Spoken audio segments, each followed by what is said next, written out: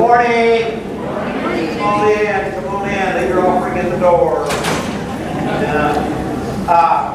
Have we got any first timers in the room? First days? Any others?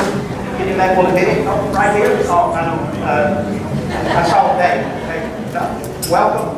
Good to have you. Welcome. Good to have you. Let me ask you to be praying. I've shared this a little bit, but Linda, my bride, flew to Nashville, Rentar, and made her way to the Duke of Kentucky worker. Her sister lives. Sister's mid-70s had breast cancer 40 years ago, and had a recurrence of cancer discovered about 11 months ago, and probably kind of final days, to be very honest. And Linda is up there just trying to love on her a little bit at the last visit. And there's some.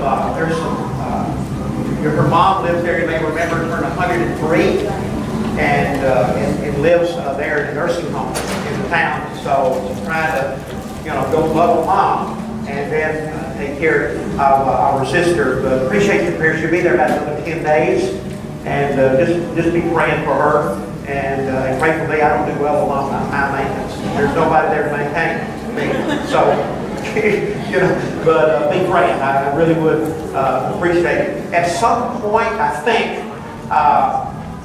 some of the newer folks in the church that have gone through the Discover class, I don't know how many of these, my guess is 8 to 10, are going to probably come through that door. And I just want you to get caught by surprise, because I told Matthew that I'll probably be teaching and I get a little bit focused. And I usually teach from the center of the room. So if you come in and I don't pay attention, just scream. And I thought, I better warn. Some of the folks in this room are so old and their cardiac is so weak. And I thought, I had 3 people die when he screamed. No, I don't want to do that. Okay, so just heads up. Next slide. Just a reminder again, as Colleen said, table leaders, I really need you. I'll keep it as short as possible. We haven't met since May, and I just need a few minutes with you. And then let me make this other announcement. Somebody's already asked me about it this morning. Next slide, please. Is the Finding My Place class that I have such a passion and heart for is a week from Wednesday from 6 to 8 right there at P7.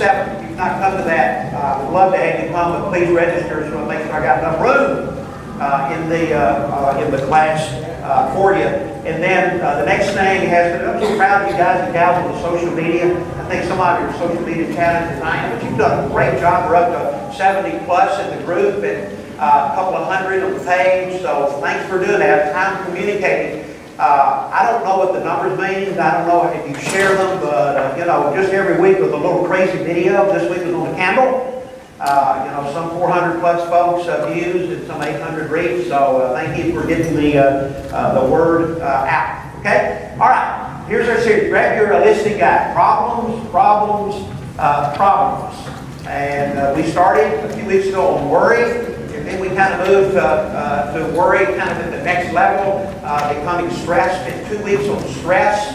And in a few minutes, we're going to take stress really to the end. When the stress is not managed, then we're going to hit burnout, which doesn't happen suddenly, happens over a period of time, but it does happen. This next slide will remind you, because I've already studied ahead a few of the problems, and as I told you in the first class, I think this outline may give us direction for just about anything we face in life. Whatever we label it, whether it's worry, stress, or fear, or anger, next week some disappointment and discouragement and those kind of things. If we know that God is with us, if we know others are on our team, if we know that God has a purpose and He has a plan and can give us the wisdom we need to make it through whatever the difficulty may be, and then on our side, if we'll be, which is where my greatest struggle is, if we'll be patient and refuse to quit, and we're going to make it through. This too will pass, whatever it is. But today we're on part 4, which is burnout. If you have a Bible, go ahead and open to 1 Kings chapter 19. We're going to read through those verses. They're long, but we need to get the story fixed in our mind. Burnout. Burnout. What is it? What does it look like? Look at on your outline, but let me read the definition. Next slide, please. Burnout is a condition, it's a state of chronic. It's ongoing. It's not been short term. It's been probably long term. Stress. Now, watch this. That leads to three things. I'm going to unpack those a little bit. That leads to physical and emotional exhaustion, to cynicism and detachment, and then feelings of ineffectiveness and lack of accomplishment. That's in the opening part of your outline. Chronic, and it leads to these three issues. Let me unpack those kind of phrase by phrase. First, go to the next slide. First is some signs of physical and emotional exhaustion. Okay, I'm not going to stay. I told Linda, I said, if I stay too long on these symptoms, we'll all be depressed. I said, so I don't know how to run through these. Okay, now, if all of these are true about you, I don't even know how you got into the room. I don't even know how you left the house. Let's get in the room. But if some of these are true in your life, I'm telling you, you're headed toward burnout. Chronic fatigue, just terminal, you go to bed tired, you wake up tired. Okay, by the way, I'm not talking about aging issues here. Just kind of clarify. Look, listen, I got all those. And I'm not burnt out. Oh, you're just old. All right. Insomnia, hard to get to sleep and or hard to stay asleep. Poor concentration and forgetfulness. Just hard to focus on things. Physical symptoms could be shortness of breath, chest pains, heart palpitations, just a lot of physical symptoms that come with it. Increased illness. Now that I mean, when we get overstressed and you're burnout, our immune system begins to shut down. We become susceptible about any germ we come in contact with. And we can get sick a whole lot more, and it tends to last longer. Next is loss of appetite. Just not hungry to eat anything, even your favorite food. Anxiety, depression, anger, irritability. Those are just some of the physical and emotional exhaustion signs. Okay, go to the next one. This has to do with what I call signs of being cynical, critical, is the word negative, and detached from life and relationships. I think one of the earlier signs of that is just lose a sense of joy. Like just hearing joy. Pessimism, negativism, isolation, just wanting to kind of be being away from people, and that leads really to attachment. This can show up in closing all the blinds, closing all the curtains, turning off all the lights, and hiding under the covers. Not that any of us ever do that. I do that just to go to sleep. That's a whole different deal. Okay? All right, next. The third area has to do with a sense of feeling ineffective and lacking accomplishment or productivity. Feelings of apathy and hopelessness. Increased irritability. That's one of the signs, and Linda points that out to me. I've learned to welcome that. At times in my journey as I've moved toward the burnout, I just tend to get a little bit more on edge. The fuse is a little short. Okay? And then lack of productivity, just not being able to get things done. Part of that is because you're not focused. Okay? Who are more susceptible to burnout? Okay? Some of you in the room need to listen up. Okay? If you're a high-achieving, type A, high D personality, if you're a perfectionist, that would be kind of a C in the DISC format. If you tend to have a pessimistic view of yourself and the world, and if you are a control freak. Okay? Now, you know anybody like that? Okay. You know this guy? I said, God, please get a happy picture. Just get a happy picture up there, okay? But walking around the room, looking around the room, there are other pictures that I could have put up there because some of you, I know where you are. Okay, all right. 1 Kings chapter 19. First thing I want to show you is a map. So you'll have an idea. Ooh, that's going to be really, really small. Okay, I'll do my best before we read the text. I'm going to go over here. Don't know that I can point it out. See the, go right in the middle, see the River Jordan right in the middle. Then you got the Sea of Galilee at the top, that kind of that round circle. You got Damascus way up in the north, a little bit northeast. You come out of the Sea of Galilee, the Jordan River, you come down the Dead Sea, and then way over on the left, you got the Mediterranean Sea. Kind of got a little bit of your bearing. This will be important in Elijah's journey, and I'm going to try to point out. If you go up on the coastline of the Mediterranean Sea, and you come down, you can't see it, but you get this little hiccup that kind of in there, just a little bit ways down. That's where modern-day Haifa is. Okay? That's where the mountain range of Mount Carmel comes in and makes its way really eastward toward the Sea of Galilee. Mount Carmel will be important because that's where Elijah, in chapter 18, had the confrontation with 150 prophets, false prophets of Baal, and has had huge victory over them. And once he discovers that a woman is after it, he runs. We'll talk about that in more in a minute. And if you come down, just come straight all the way down. Now, if you can see it, there's the word Israel. South of the Dead Sea and a little bit west. And right above Israel it says Beersheba. That's about 100 miles from Mount Carmel. Okay? And as a prophet, he probably walked. He could have had a holy camel, but don't know. Another way, but it was still a long way for him to walk. And once he gets to Beersheba, he leaves his servant there and walks another day's journey. That's another 12 to 15 miles. Okay? And then God eventually shows up and meets him, and he takes him, and it's not even on the picture. You go way south to Mount Sinai. Okay? That's probably another 100 plus miles south. God takes him. And then when God finishes with him and really gives him an assignment to go anoint some folks, he makes his way, again, walking probably, all the way up as far as we can see in the northeast corner, and that's where Damascus is. He tells him to go away. I'm tired thinking about it. Okay, but when you get a sense of what God was doing in the life of the prophet. All right, 1 Kings chapter 19. I'm going to read these 21 verses with that backdrop. It's on the screen if you don't have your Bible. Ahab told Jezebel all that Elijah had done. Ahab was the king, and Jezebel was his wife. She was really in charge. I mean, trust that she was really in charge. And how he had killed all the prophets with the sword.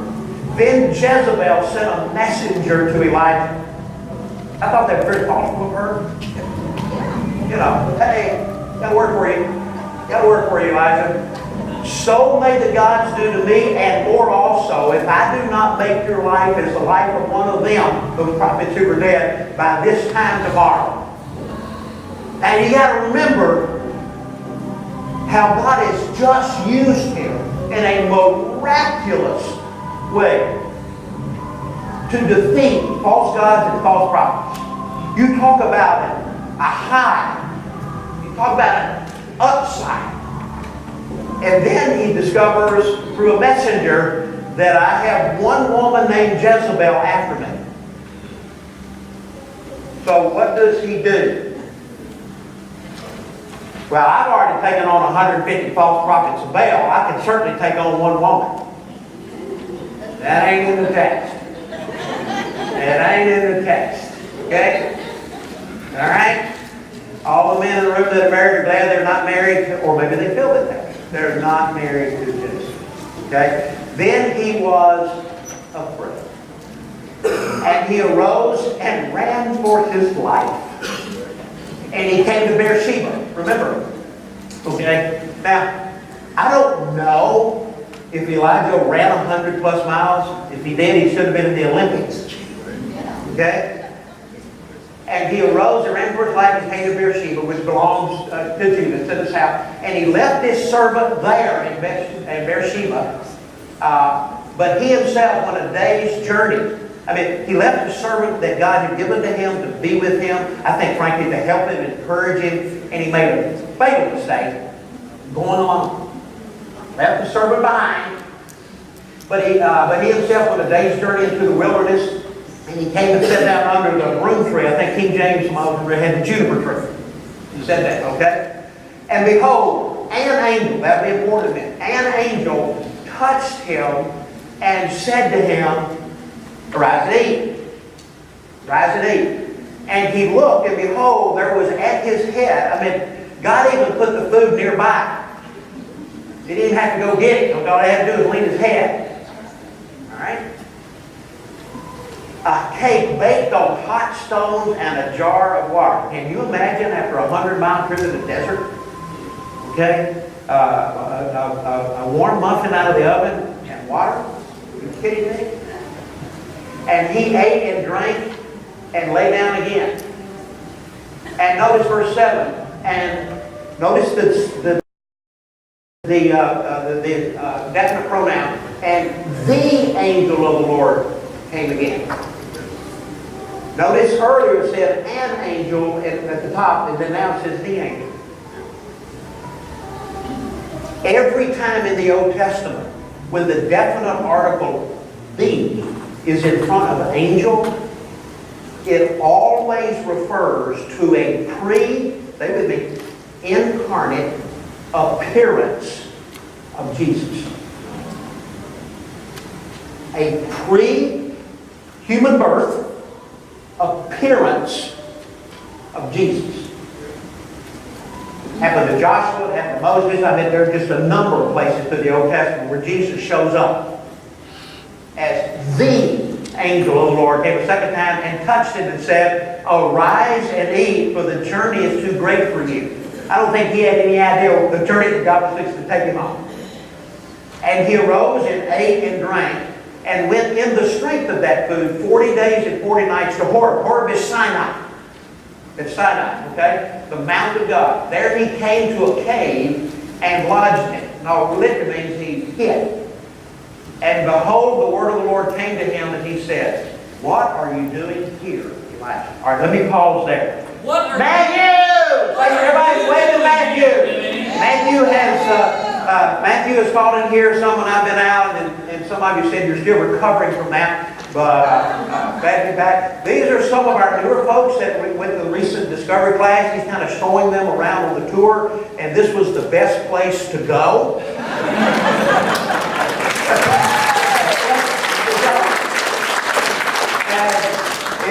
If you are looking for a life group, each of these tables are really one of those where they provide care, love, and support, and accountability for one another. And I'm the talking head in the class, in the teaching, and we love to have you in here. Okay, I'll have to direct you. Some of the tables are really weird, and I'll have to keep you away from them. But I know who they are. I know who they are. They follow their leader. The weird ones are the not weird ones. Thank you, buddy. All right. Thank you. What are you doing here, Elijah? Okay, next screen. Remember that question. What are you doing here? Next screen. There we go. He said, "I have been very jealous for you, Lord, the God of hosts." In other words, Lord, you realize without me, you don't have anything. Man, I'm in your boy. I'm in your man. Okay? And the people of Israel have forsaken your covenant. They've thrown down your altar. And killed your prophets with the sword. I wish I could get all of the pathos in this. And I only am left. And they want to kill me. Take me away. And God said, "Go," the angel of the Lord said, "and go and stand at the mount before the Lord." And behold, the Lord passed by, and a great strong wind tore the mountains and broke into pieces the rocks before the Lord. But the Lord was not in the wind. And after the wind, an earthquake. I mean, to blow rocks off a mountain, pretty high force wind. Okay? God wasn't in that wind, though He used it. Then an earthquake. The Lord was not in the earthquake. And after the earthquake, a fire. The Lord was not in the fire. And after the fire, the ESV says the sound of a low whisper. I still love the old and the still small voice. A still small voice. And when Elijah heard it, he wrapped his face in his cloak and went out and stood at the entrance of the cave. And behold, there came a voice to him and said, "What are you doing here, Elijah?" Everything God says is important. But when He repeats Himself, hello? When He repeats Himself, He's asked Elijah this question twice. I think He's asked me that question more than twice. He said, here we go again, as if God is deaf. God, evidently you didn't hear me the first time. Let me help you understand. I have been very jealous for you, the God of hope. For the people of Israel have forsaken your covenant, thrown down your altar, killed your prophets with a sword, and I only, am left. And they seek my life to take it away. And the Lord said to him, "Go, return on your way to the wilderness of Damascus." You got to remember, he's way down in Sinai. And it's got to be 200 miles to get all the way up to Damascus. And when you arrive, you shall anoint Hazael to be the king of Syria. And then Jehu, son of Nimshi, you shall anoint, second anointing, be king over Israel. This gets new leadership in the country. And Elisha, the son of Shaphat, and Abel Maholah, you can say that real fast, you shall anoint to be the prophet in your place. In other words, I've got a line of succession for you. And the one who escapes from the sword of Hazael shall Jehu put to death. And the one who escapes from the sword of Jehu, in case they get all the way from Syria into Israel, and they're still living and they're opposing me, okay, then I'll let Elisha kill them.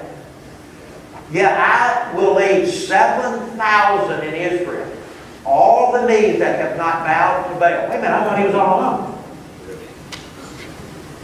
And every mouth that has not kissed him.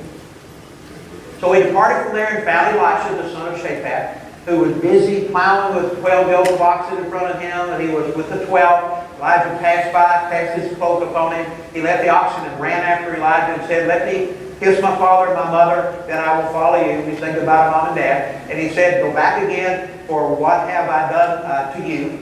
And he returned from following him and took the yoke of oxen, sacrificed them, and boiled their flesh, all roast, with the yokes of the oxen, and gave it to the people, and they ate. Why, I don't know.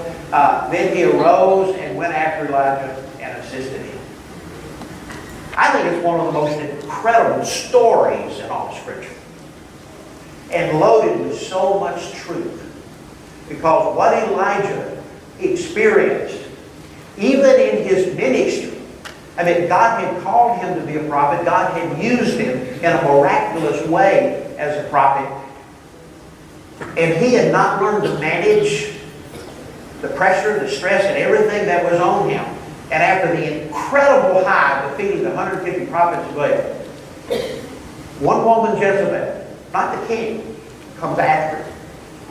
And he runs more than 100 miles to hide.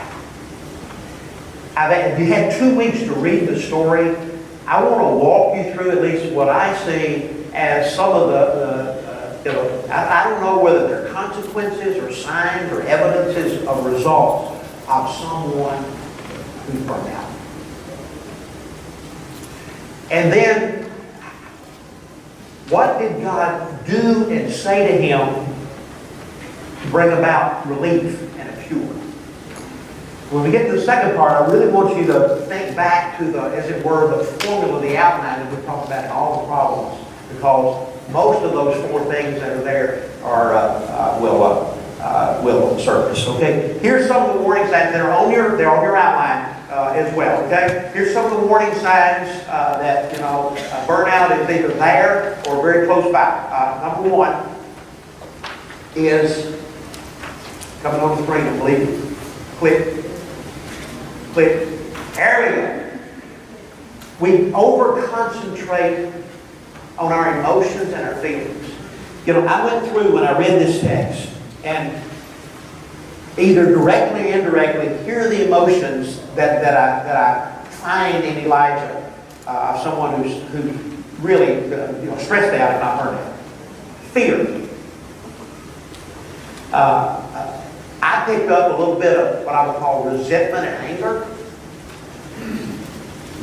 I think some of that a little bit towards God's people. I'm not sure some of that not toward God. I've done everything you told me to do, and this is your thanks. He was tired. He was exhausted. 100 miles of running, that would do it.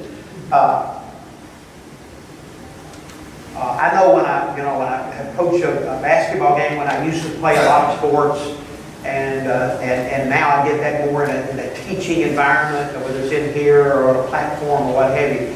There's an adrenaline rush. Okay, we all probably have some event or activity that we get that rush. Well, Elijah had that, and he had that for God. But as fulfilling and as motivating and energizing is that adrenaline rush, is the equal and opposite effect on the other end of the depletion of that immediately. And that was gone. The feelings were gone.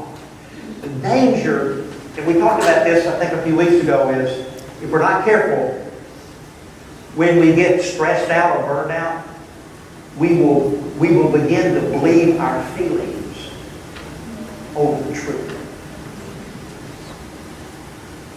Especially if we don't have someone usually serving as a sounding board. Remember, he left his servant. He was all by himself. And he failed to remember the facts of where he had been and how God had used him. And now he was giving into the feelings of anger and resentment and fear and fatigue and all of that. And that made him susceptible, as it were, to burnout. Okay? B, we appreciate what I call our worth. Our worth. I see him in what he's saying. I've been a failure. Now, it's hard for us to imagine that because, wait a minute, look at what he just did. But remember, the whole reason that God had called him out to be a prophet was to call God's people back to himself.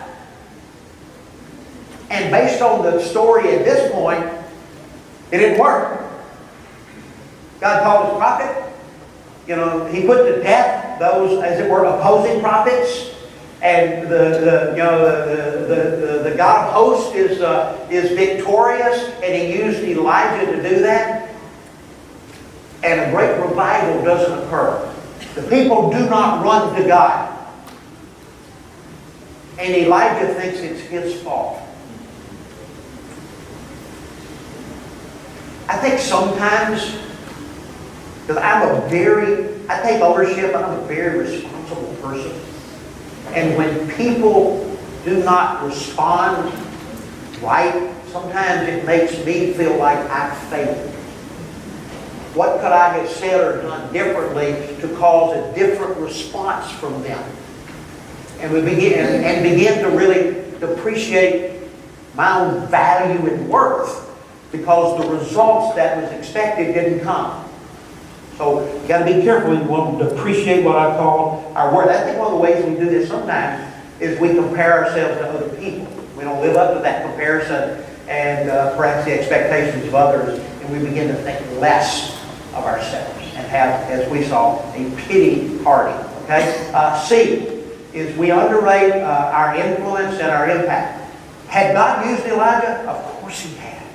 In a miraculous way. And he had used him prior to this. If you know anything about the story of the life of Elijah, this was more the end of it, certainly not the beginning of the flow of ministry and how God had used him unbelievably to make a difference in the lives of people. And here is utter, absolute failure. I haven't done anything that's been worthwhile. I would be better off, and you would be better off, God, if I were dead.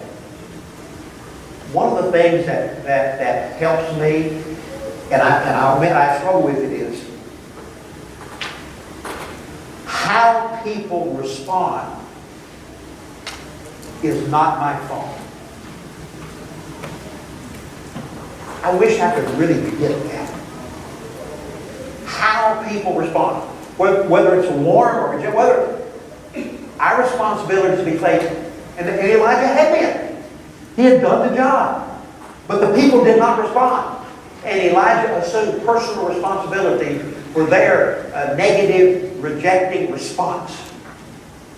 It wasn't Elijah's fault. It was their choice. They made the decision to say, we're still not going to go after the one and true living God. We're still not going to do that. We're going to hold on to the gods that we have created. One of the signs of burnout is that we just don't feel like we make a difference.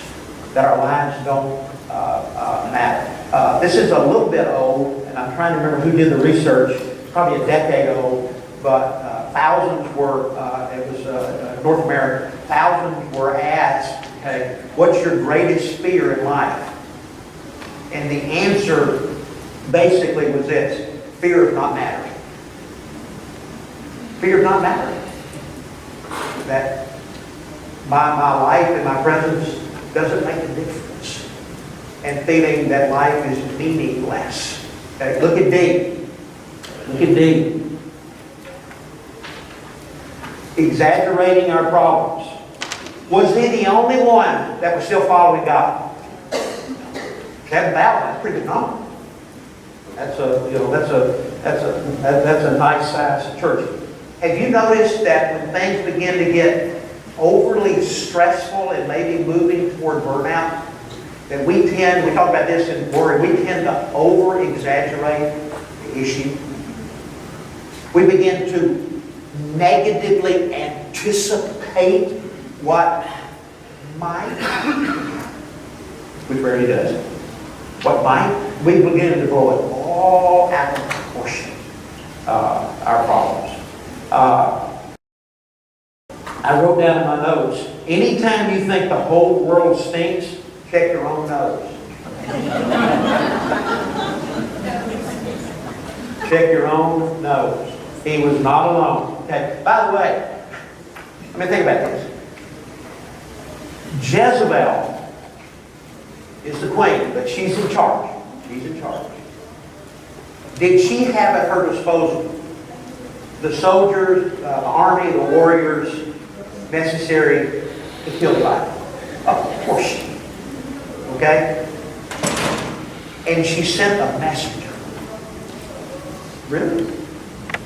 I don't think she ever had any intent to kill him. But he thought she did.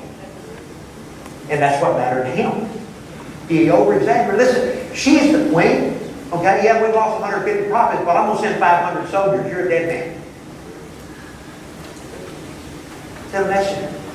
Now, I've always wondered about this is, what was she thinking after 150 of her best prophets had been killed by one person? Was she the one that was really afraid? And she was trying to intimidate him. No, just a thought. Okay, I think he's the only one. And then Eve, another sign, we abdicate our dreams. We just give up. I mean, twice he basically says, I really would like to die. I wish I could tell you that he's the only character in Scripture that felt that way. But he wasn't. The whole world, he thinks, will be better off if I'm not here. Moses felt that way. Jonah felt that way. I think Paul felt that way at one time in his life in 2 Corinthians. We can get, Jeremiah felt that way, we can get so down and so burnt out and stressed, we just give up on ourselves and on life and on moving on. There was a time in my journey with Christ and in my ministry, I don't believe that anymore, that I used to think genuinely Christian people will never feel that way. And I was wrong. There was a time in my life in ministry when I felt like if you have to take anything for anxiety and worry and depression, you're not much of a Christian. I was wrong. I was wrong. I was wrong. I think God has provided whatever the resources that we need in order to make it through whatever it is we need to make it through. And He will use medicine, He will use circumstances, He will use other people in order to get us through. We don't have to feel like going to see a counselor or taking medication, okay, means that I'm either not a Christian or not much of it. That is not true. That is not true. If any of you have had that fear or guilt, and especially if I put it on you, I apologize. Because that is not true. Okay? Now, let me finish by looking at some of the I guess, cure. I think we can't stop a little worry. It's the nature of the life as a believer in a fallen world. I think we can manage it and keep from becoming really stress-oriented. And I do believe burnout is preventable. I do believe it is preventable. But a lot of this, it's going to take us back to that, as it were, that filter for whatever the problem is. Okay. First is what I put: refresh the physical. And I'm not sure that's not the first and most important thing. Because at least twice in the passage that we read, He said He ate and He drank and He slept. He ate and He drank and He slept. I just find it really interesting that the first thing that God did in ministering to him in his burnout and his depression and his anger and his resentment was, listen, how about a good night's sleep and a warm muffin and some good water? And nourishing his body before he began to minister to his soul. We tend not to want to go there first.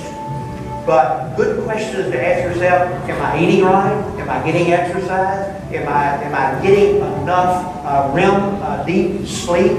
Am I taking care of the physical issues that are going on in my life? If you're not, that makes you very susceptible to extreme stress and maybe to burnout. Even if it's just walking a little bit, do something. Eat right. Okay, I'm not saying you can't eat, fatty food or carbs or fried food. I'm just saying you only do that in moderation. You manage it. Okay? And if you can't do that in moderation, then don't do it, because it'll kill you in time. Okay? So, refresh the physical. I put in my notes, if you burn the candle at both ends, you're not as bright as you think. If you get too many irons in the fire, you probably put the fire out. Vince Lombardi, Randy, you know who that is? Okay. One of his famous sayings, if I remember, fatigue makes... Randy, you don't know? Fatigue makes... Come on, Randy, this is going to be your thought of the day, my friend. Randy was an avid Packer fan. Fatigue makes cowards of us all. Fatigue makes cowards of us all. He was exhausted. Okay? B, release the emotion. He had all this emotion that he was experiencing, and he was let dictate his actions and what he did. What I loved is that at least twice, that's what we got to record in the passage, he unloaded on God. What I noticed is that God just listened. God didn't criticize him. God didn't defend himself. He just listened. Gave him something to eat, gave him something to drink. Let him rest. And just listen to this. Have you ever unloading on God.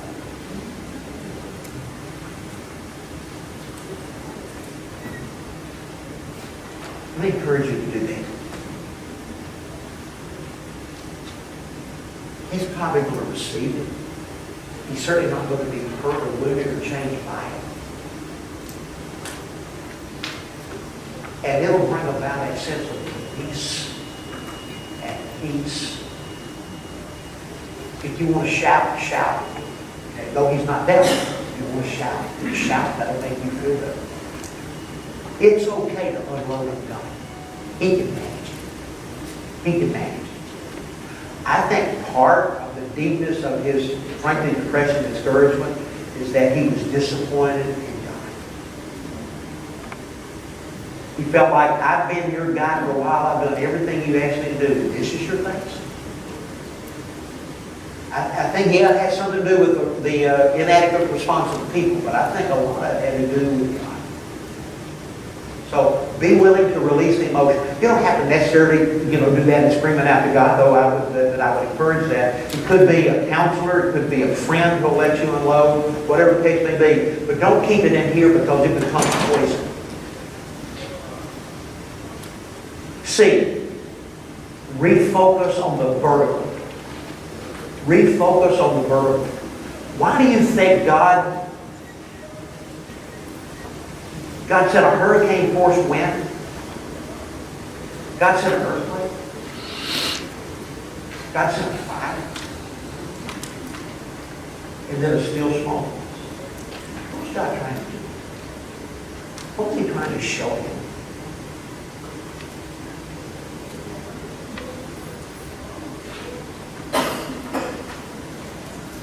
I think He was trying to show him, listen, I am here. I haven't forsaken you. I haven't forgotten you. I have a plan. I can do the most powerful that you can imagine. I can explode a mountain. I can move a mountain. I can create fire. But I can also whisper in your ear. You just need to know.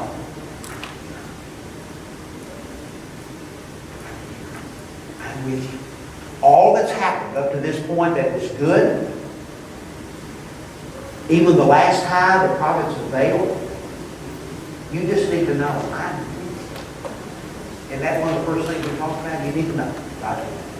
Refocus on the verb. Get reconnected with God. God was not a million miles away. And then last, reconnect on a horizontal level. In other words, get connected. God, it was very interesting. God used him to go pick a new king in Syria, to pick a new king in Israel, and then to get a prophet that would be a successor that would follow him all the days of life until Elijah was taken up in a whirlwind to heaven. One of the things, again, he runs, he leaves his servant, he gets alone, he gets isolated, he gets disconnected, and he gets attacked. That never ends well. But that's what we want to do. Don't do that. If you're struggling with extreme worry and stress and burnout in this case, okay, be talking to somebody. Let somebody in. Don't just let the enemy whisper lies in his still small voice in your ear. Let somebody in. Friend, spouse, I don't know, counselor, a pastor, I don't know. Let somebody in to walk the journey with you. Okay? All right. Next slide. Next week, I want you to read this. These are almost 3 chapters because I need to get the context of what's happened. And dealing with disappointment. Disappointment. Okay? There's a T missing. Okay? For those of you spellers in the right. Exodus 13:1 through chapter 15, verse 27. Here's where I want you to focus, and that's on the last 6 verses. Verses 22 to 27. But you need to get the context to know what's going on in Moses and with the people of Israel and the extreme disappointment that's taking place. And how it was managed, okay? And then I'm going to ask you, and I'll give you a little bit of I'll give you a week's notice. Think of think of a significant disappointment in your life for next week. Think of a significant disappointment in your life. Okay? And then questions for today, and then I'm going to pray, and then table leaders, I need you over here in the corner toward the kitchen. We talked about the signs and the cure suggestions for burnout. Discuss these at the table. Which signs of the burnout? There were 5. Which of those signs in your life are currently present in your life? 2. Which of the cure suggestions most need your attention? They all need intentionality, but which really need your attention most right now? And then last, which is kind of a summary to this point, for 3 weeks we've examined really the problem of stress. For 3 weeks. What's one takeaway you glean from our study? One takeaway from our time together. Okay? Father, thank you for our time together. Bless the discussion around the table. And Lord, help us to use this information from the life of Elijah really to make our lives better. But I believe that there are others, family, and friends, and co-workers that are in our journey that you may can use us to help them. So help us to be sharers of the information. In Jesus' name I pray.